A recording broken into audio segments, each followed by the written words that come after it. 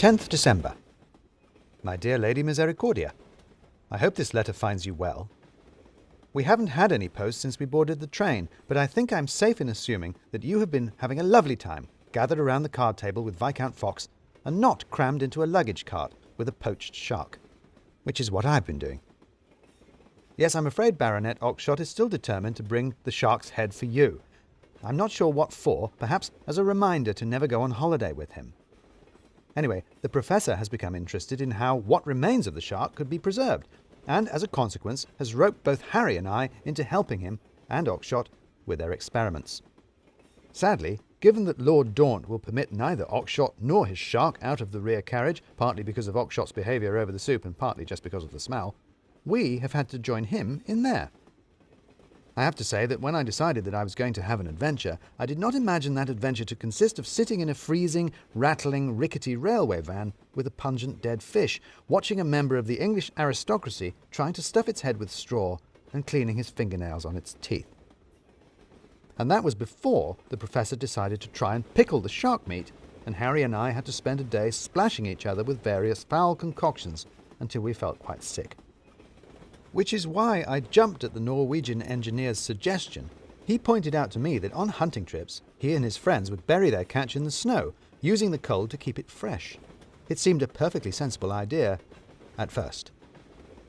It was having both Oxshott and the Professor talking at me at the same time.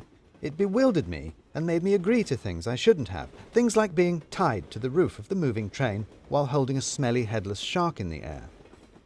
The Professor was convinced that having cold air rushing over the shark would dry it as well as freeze it, but while I certainly froze, it did nothing to dry out my nose, which has been running ever since. As for the shark, we shall never know, as my hands got so numb with the cold that I dropped it, and it bounced away from the rumbling train down a ravine, there to lie in the quiet, untouched snow, and really confuse whoever finds it. For all that, though, there was something rather wonderful about lying there on top of the swaying, chuntering train, especially without the shark, the cool, clean air rushing past. The further north we go, the further away the sun appears to get.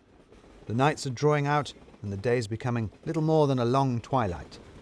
All around me were dim mountains, shaggy with firs, only the snowy peaks glinting gold and pink in the failing sun.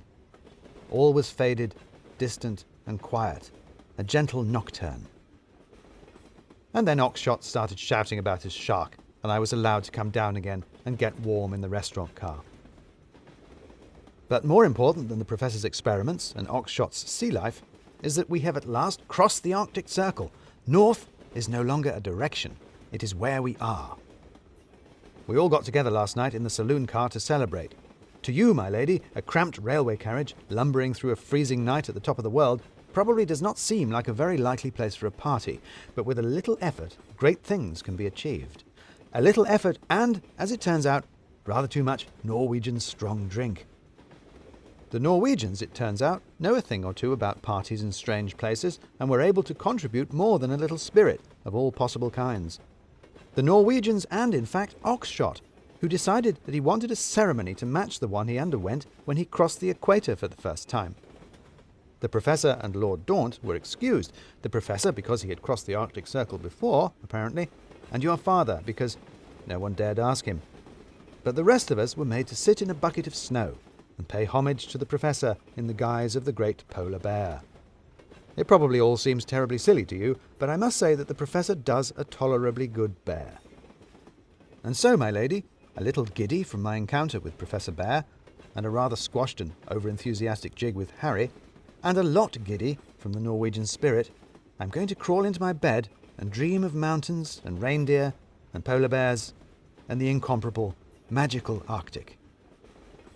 Yours, gradually thawing out, Timothy Hope, Esquire, Tutor.